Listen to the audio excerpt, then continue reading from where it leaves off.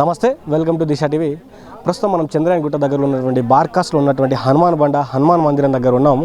ఈరోజు ఉదయం పూట ఇక్కడ కొంతమంది దుండగులు హనుమంతుని యొక్క విగ్రహం పైన దాడి చేయడం జరిగింది. ఈ గుడికి ఇంతకుముందు మనం మార్నింగ్ టైంలో చూస్తుంటే మొత్తం ఇక్కడ ఈ సైడ్కి అంతా పగలగొట్టేసి ఇదంతా ఇక్కడ ఉన్నటువంటి గుడి ఆవరణలో ఈ గుడి పైన దాడి చేసి హనుమంతుని గుడి ఇక్కడ ఉండకూడదని ఒక దృష్టితోటి వారు పొద్దున్నే దాడి చేయడం జరిగింది. దానికి సంబంధించినటువంటి విషయాలు బయటికి రావడంతో హిందూ సంఘాలన్నీ ఇక్కడికి వచ్చి పెద్ద ఎత్తున ధర్నాకు తీయడం జరిగింది. అదేవిధంగా దేవుడిని శుద్ధి చేసి దానికి సంబంధించినటువంటి ఎవరైతే ఆంజనేయ స్వామికి సంబంధించినటువంటి శుద్ధి కార్యక్రమాలు అన్నీ చేసి కొబ్బరికాయలంతా ఇక్కడ సమర్పించి దేవుడికి ఇక్కడ ఉన్నటువంటి భూమి ఏదైతే ఉందో ఈ దేవుడి ఆవరణకు సంబంధించినటువంటి భూమి ఏదైతే 14 ఎకరాల భూమి ఉందో ఆ భూమిని మళ్ళీ ఇక్కడ దేవాలయం డెవలప్మెంట్ కోసం ఇవ్వాలి. అదేవిధంగా దేవాలయాలకు సంబంధించినటువంటి ఇప్పటికే చాలా ఎత్తున దాడులు జరుగుతూ ఉన్నాయి. ప్రభుత్వం వచ్చిన తర్వాత మమ్మల్ని అసలు హిందూ దేవాలయాలపైన పెద్ద ఎత్తున దాడులు జరుగుతున్నాయని కూడా చెప్తా ఉన్నారు.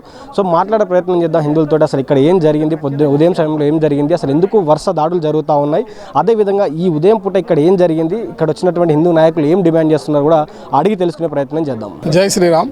ఈరోజు ఈ యొక్క బార్కాస్ ప్రాంతంలో ఉండేటువంటి హనుమాన్ బండ అనేటువంటి 400 సంవత్సరాల పురాతనమైన ద్విముఖ మందిరం ఇది. 2 ముఖాలతో ఉన్నటువంటి యొక్క మందిరం ఎంటైర్ తెలంగాణలో ఎక్కడ లేదు. ఈ మందిరంకి ఎంతో ప్రాముఖ్యత ఉన్నది. ఇక్కడ ఉండేటువంటి యొక్క ప్రజానికం అంతా కూడా హిందూ సమాజం అంతా కూడా చాలా భక్తితో ఆరాధించేటువంటి ఒక దేవాలయం ఇది.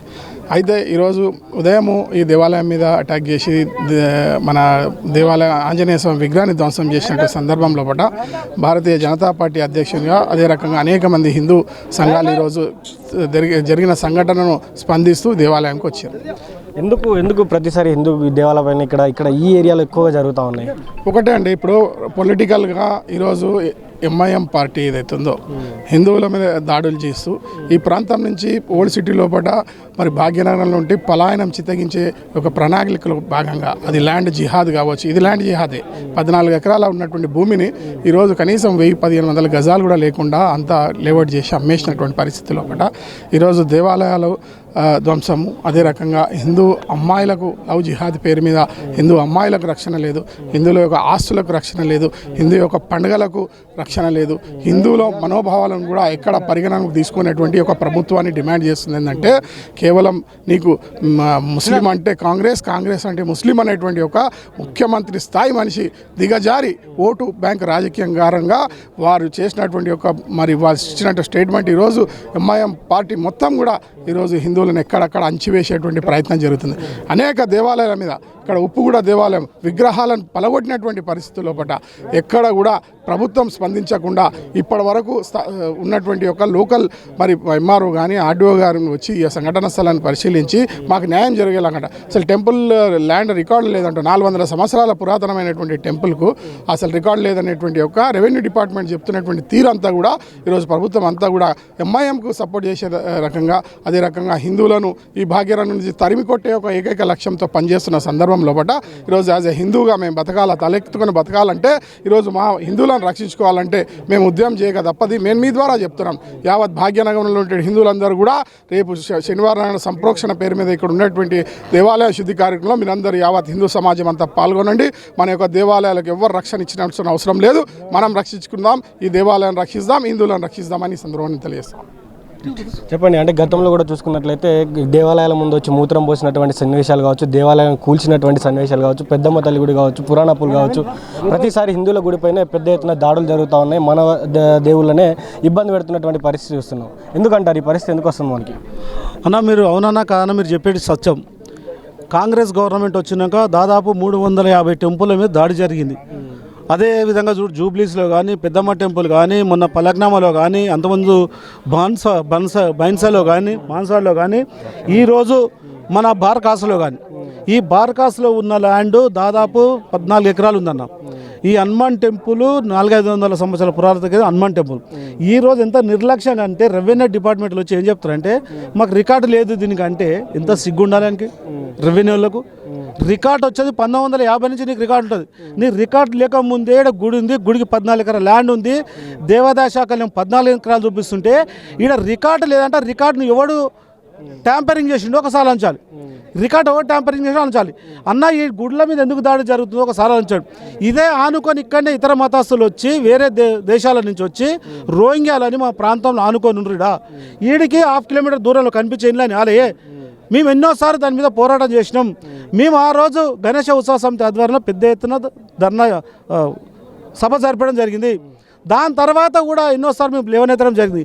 అయినా ఆంక్షలు వాళ్ళు వచ్చి ఎవడో వచ్చి దాడి చేస్తే పోలీసు వాళ్ళు ఏమంటారంటే ఎవడో పట్టుకొని వానికి మద్దతు సిద్ధం లేదని ఒక సర్టిఫికేట్ తయారు చేస్తారు.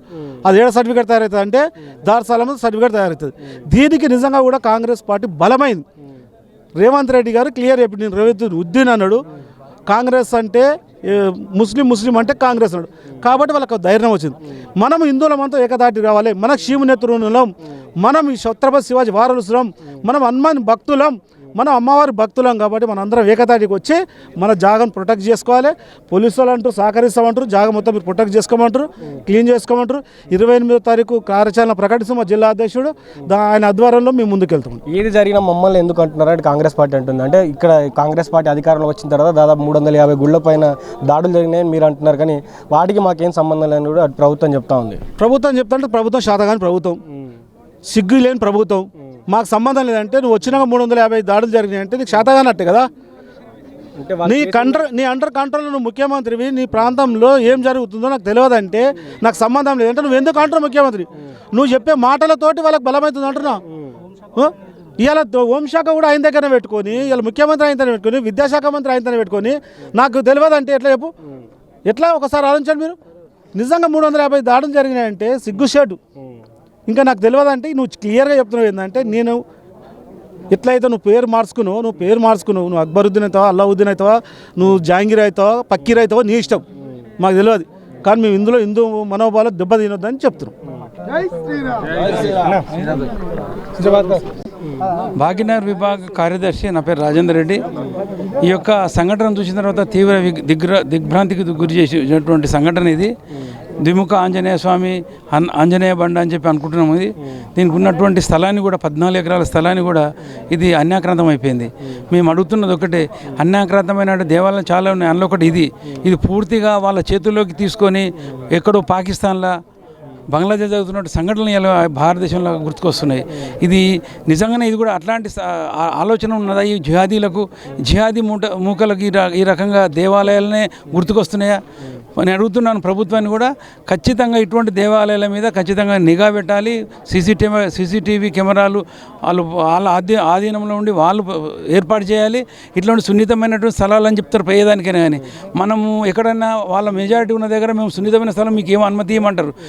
ఇటువంటి దేవాలయం పాతది, కొత్తగా కట్టింది కాదు, ఇది ఎప్పుడో పురాతనమైన దేవాలయాన్ని రక్షణ ఎవరు కల్పించాలి? ప్రభుత్వం కల్పించాలి. ఇక్కడ హిందూ సమాజం తక్కువ ఉందని చెప్పి భావిస్తుండొచ్చు, కానీ చిటికేస్తే దగ్గరనే ఉన్నటువంటి వేల మంది జనాలు వచ్చి మూగైనప్పుడు ఇది మళ్ళీ మీరేమంటారు? సున్నితమైన స్థలం, మీకు అనుమతి లేదని మాట్లాడే అవకాశం కూడా వాళ్ళు కల్పించుకుంటారు. కాబట్టి ఇది ఎవరున్నా మూకలు దాడి చేసినటువంటి ఈ యొక్క దాడిని వెంటనే మేము ఖండిస్తున్నాము. దాని యొక్క మూలాలు ఎక్కడి నుంచి స్టార్ట్ అయినాయో, ఏ జిహాదీ మూకలు తయారైందో ఆ అలనాన్ని వెతికి పట్టుకుని తగిన శిక్షను వాళ్ళకు ఇవ్వాలి. దాంతోపాటు ఈ యొక్క దేవాలయం ప్రాంగణం మొత్తం సీసీ కెమెరాలు అందుబాటులో తీసుకురావాలి. పూర్తి బాధ్యత ప్రభుత్వాందే. ఈ ప్రభుత్వం విఫలంగా ఇప్పటికీ ఎన్నో దేవాలయాలు కూల్చినటువంటి సంఘటనలు ఉన్నాయి. ఇవన్నీ పూర్తిగా పునరక్షించాలి. దాని పరిరక్షణలో ప్రభుత్వం కూడా మాతోని కలిసి రావాలని చెప్తుంది. లేకపోతే రాబోయే కాలంలో ఇటువంటి దేవాలయాల ద్వారా హిందూ సమాజం అంతా వేల మంది, ఇలా 100 మంది వచ్చి 1000 మంది ఇక్కడ కూర్చొని కావాల్సిన రక్షణ కొరకు మేము ఏర్పాటు చేసుకుంటాం. ఇది ఒక ప్రభుత్వానికి మేము కూడా డిమాండ్ చేస్తున్నాం. జై శ్రీరామ్. రోహింగ్యాలు చేశారనుకుంటున్నారు, లేకపోతే వేరే మతస్థులు ఎవరైనా చేశారని మీరు భావిస్తున్నారా? ఎవరు చేశారనేది పోలీస్ వాళ్ళ డ్యూటీ. ఎవరు చేశారని కనుక్కోవడం, అఫెన్స్ జరగకుండా కాపాడము, అఫెన్స్ జరిగిన తర్వాత ఎవరు చేశారనేది కనుక్కోవడం కూడా పోలీసు యొక్క బాధ్యత. మాకు పోలీసు వారి మీద చాలా నమ్మకం ఉంది. పోలీసు వారు నిష్పాక్షపాతంగా వ్యవహరిస్తారని, దాడికి పాల్పడ్డ వాడు మతస్థిమితం కోల్పోయిన వాడు కాదు, కేవలం మైండ్ వాష్ చేసినటువంటి ఒక విధవ అన్న విషయాన్ని కూడా పోలీసు వాళ్ళు నిర్ధారించి వాళ్ళు కోర్టు ముందు తీసుకొచ్చి ప్రవేశపెడతారని మేము పూర్తిగా నమ్ముతున్నాం. దేవాలయాల దాడులు జరుగుతూనే ఉన్నాయి. కాంగ్రెస్ ప్రభుత్వంలో ఎక్కువ జరుగుతున్నాయి. కాంగ్రెస్ ప్రభుత్వంలో ఛత్రపతి శివాజీ జయంతి రోజు ర్యాలీ తీస్తే హిందువుల మీద దాడులు, శుక్రవారం రోజు అమ్మవారి యొక్క పాటలు పెట్టుకొని పని చేసుకుంటూ ఉంటే దాడులు, మంగళవారం రోజు ఆంజనేయ స్వామి దేవాలయానికి దర్శనం కోసం వచ్చి చూసేసరికి దేవాలయం పైన దాడి, హిందువులను సెకండ్ క్లాస్ సిటిజన్గా చూపిస్తూ వాళ్ళని పరిగణిస్తూ పాలించే ప్రయత్నం చేస్తున్నటువంటి ప్రభుత్వంలో ఉన్న పొలిటికల్ పార్టీ, మీరు గుర్తుంచుకోవాల్సిన విషయం ఏంటంటే మీరు హిందూ ఓటు బ్యాంకు తోటే ఈరోజు ప్రభుత్వంలోకి ఎక్కారు. ఏ హిందూ ఓటు బ్యాంక్ అయితే మిమ్మల్ని ప్రభుత్వంలో కూర్చోబెట్టిందో వాళ్ళకు మిమ్మల్ని ప్రభుత్వం నుంచి దింపేటువంటి సత్తా కూడా ఉంటుంది. ఆ విషయాన్ని గుర్తుపెట్టుకోవాలి. మీరు గెలిచింది హిందూ ఓటు బ్యాంక్ తోటి, కానీ మీరు బుజ్జగించి అపీస్మెంట్ చేస్తున్నది ఒక పర్టికులర్ కమ్యూనిటీకి చెందినటువంటి పొలిటికల్ పార్టీకి ఒత్తాసు పలుకుతున్నారు. మీకు ప్రభుత్వంలో ఉన్నటువంటి పొలిటికల్ పార్టీకి మా పోలీసు వాళ్ళ మీద నమ్మకం ఉంది, కానీ ప్రభుత్వం మీద ఉన్నటువంటి పొలిటికల్ పార్టీ మీద నమ్మకం లేదు. I don't want to take the name. వాళ్ళకు డైరెక్ట్గా చెప్తున్నాం ఏంటంటే ఇంకొకసారి మా దేవుళ్ళ మీద, మా గుళ్ళ మీద, మా పండగల మీద, పూజా పద్ధతుల మీద దాడి చేసే వ్యవహారం, దాడి చేసే ప్రయత్నం ఏదైనా జరిగితే హిందువులు కూడా మతి స్థిమితం కోల్పోవాల్సిన పరిస్థితి ఏర్పడుతుంది. దానికి మీరే బాధ్యత వహించాలి. దీని తర్వాత మీ భవిష్యత్ కార్యాచరణ ఏముంది? దీనిపైన ఎలాంటి చర్యలు తీసుకోకపోతే మీ కార్యాచరణ ఏ విధంగా ఉండబోతుంది? మా టీం మొత్తం ఉంది. మా విశ్వ హిందూ పరిషత్ నుంచి కూడా మా రాజేందర్ అన్న వచ్చిండ్రు, భారతీయ జనతా పార్టీ నుంచి మా నిరంజన్ యాదవ్ ఉన్నారు, మన శ్రీరాములు అన్న ఉన్నారు, ఇంకా చాలామంది దీంట్లో ఉన్నారు. ఇక్కడ లోకల్స్ ఉన్నారు. వీళ్ళందరూ కలిసి ఆల్రెడీ మేము పోలీస్ వాళ్ళ మీద నమ్మకంతో కొన్ని విషయాలు చర్చించాము. అవి జరుగుతాయి అని మేము నమ్ముతున్నాము. అవి జరిగినా జరగకపోయినా మా కార్యాచరణ మేము త్వరలో కూర్చొని ప్రకటిస్తాం. ఈ ల్యాండ్కి సంబంధించినటువంటి 14 ఎకరాలు మరి ఇప్పుడు 14 ఎకరాలు ఉన్నట్టా లేనట్ట ఇక్కడ సంబంధించినటువంటి ఆ విషయం రెవెన్యూ డిపార్ట్మెంట్ చెప్పాలి. Custodian of land is revenue department. ఈ రికార్డ్స్ మెయింటైన్ చేయాల్సింది రెవెన్యూ డిపార్ట్మెంట్. రేవని చెప్తే సిగ్గుచేట అని చెప్పాలి. రెవెన్యూ డిపార్ట్మెంట్ వాళ్ళందరూ కట్టగట్టుకొని నీళ్ళని బయలుదేరికి రావాలి. రెవెన్యూ ఏ రికార్డ్ అయితే నువ్వు మెయింటైన్ చేయాలో అది నువ్వు రికార్డ్ చేయకపోతే, ఏ పని కోసం నువ్వు జీతం తీసుకుంటున్నావో ఆ జీతానికి నువ్వు న్యాయం చేయకపోతే దొంగతనం చేసినట్టు అంటున్నా. ఒక దేవాలయ భూమి రికార్డు లేదని చెప్తుంటే రెవెన్యూ డిపార్ట్మెంట్ సంబంధిత అధికారులు నీళ్ళని బయలుదేరికి చావాలి అంటున్నా. అంతకన్నా సిగ్గుచేటు లేదు. జీతాలు తీసుకోవద్దు. వీఆర్ఆర్ తీసుకుంటారా, రిజైన్ చేస్తారా, రిజైన్ చేసి వెళ్ళిపోండి. You are not our custodians. మీరు రక్షకులు కాకుండా భక్షకులు తయారయ్యారు రెవెన్యూ డిపార్ట్మెంట్ అని చెప్తున్నా. సో ఏం చెప్పదలుచుకున్నారు ఇక్కడ నుంచి హిందువులకు? హిందువులకు నేనేం చెప్పదలుచుకోలే. హిందువులే మీ మీడియా ద్వారా ప్రభుత్వానికి సంబంధిత డిపార్ట్మెంట్లకు చెప్తున్నాం, ఇంకోసారి హిందూ దేవాలయం మీద దాడి జరిగే ప్రయత్నం జరిగితే హిందువులు మతి స్థిమితం కోల్పోతారు. దానికి మీరే బాధ్యులు. ఏమైంది ఇక్కడ? అసలు ఏ టైంలో దాడి జరిగింది? అసలు ఇక్కడ ఉన్నటువంటి సిచ్యువేషన్? జై శ్రీరామ్. ఇక్కడ చంద్రాయణగుట్టంలో హనుమాన్ బండ, ఇక హనుమాన్ దేవాలయం ఏదైతుందో దాని నిన్న రాత్రి దుండగులు ధ్వంసం చేయడం జరిగింది. ఈ విధంగా ఈ దేవాలయ ధ్వంసం పూర్తి భాగ్యనగర్లో దాదాపుగా అన్ని దేవాలయాలపైన దాడి జరుగుతుంది. ఇందులో పూర్తి 2 సంవత్సరాల నుంచి చూసుకుంటే దాదాపుగా 350 దేవాలయాలపైన దాడి జరిగింది. అందులో పూర్తి హిందూ సమాజం పైన జరుగుతున్నటువంటి దాడి. ఇక్కడ నుంచి 1 కిలోమీటర్ దూరంలోనే చూసుకుంటే ఇక్కడ ఉన్నటువంటి అక్రమ చొరబాటుదారులు కూడా రోహింగ్యాలు చాలామంది ఉన్నారు. ఇక్కడ మొన్ననే జరిగినటువంటి హనుమాన్ ఏదైతే వినాయకుంది ఏదైతే సభ జరిపినామో గణేశోత్సవ సమితి నుండి, దాంట్లో మేము చెప్పడం కూడా జరిగింది, ఇట్లాంటి అక్రమ చొరబాటుదారులను ఇక్కడ నుంచి తింపి పంపించేటువంటి అవసరం ఎంతైనా ఉంది. ప్రభుత్వం ఏ విధంగా అంటే తెలంగాణ, ముఖ్యంగా ఉమ్మడి ఆంధ్రప్రదేశ్ తెలంగాణలో కూడా గతంలో ఏ ప్రభుత్వం వచ్చినా ఇక్కడ ఉన్నటువంటి ఒక మతోన్మాదక పార్టీకి ఒత్తాసు పలుకుతూనే ఉంది. ఇలాంటి దాడులు జరుగుతూనే ఉన్నాయి. ఏ ప్రభుత్వం వచ్చినా కూడా ఇక్కడ ఉన్నటువంటి హిందుత్వాన్ని ఎప్పుడు కూడా రక్షించాలన్నటువంటి ఉద్దేశం ఎప్పుడు లేదు. ఇదే విధంగా ఇప్పుడు కూడా కాంగ్రెస్ వచ్చినటువంటి 2 సంవత్సరాల నుంచి చూసుకుంటే కూడా ఈ 2 సంవత్సరాలు 350 దేవాలయాలు ధ్వంసం చేయడం జరిగింది. దీని విషయంలోనే అధికారులతో మాట్లాడడం జరిగింది. ఈ ఉన్నటువంటి దేవాలయానికి 14 ఎకరాలు ఏదైతే ఉన్నదో రెవెన్యూ అధికారులు కూడా రావడం జరిగింది. దాంట్లో భాగంగా ఇవి అధికారులు, పోలీస్ అధికారులు మనకు విశ్వాసం కల్పించారు. ఒక 2 రోజుల్లో మొత్తం కాంపౌండ్ వాల్ విషయంలో కానీ సీసీ కెమెరాలు మొత్తం పెట్టి ఈ యొక్క దేవాలయాన్ని మళ్ళీ సంరక్షణ చేసి దేవాలయంలో పునర్నిర్మాణం బాగా పూర్తి హిందూ సమాజం ఈ దేవాలయానికి ఉంటుందని తెలిసేసుకున్నాం.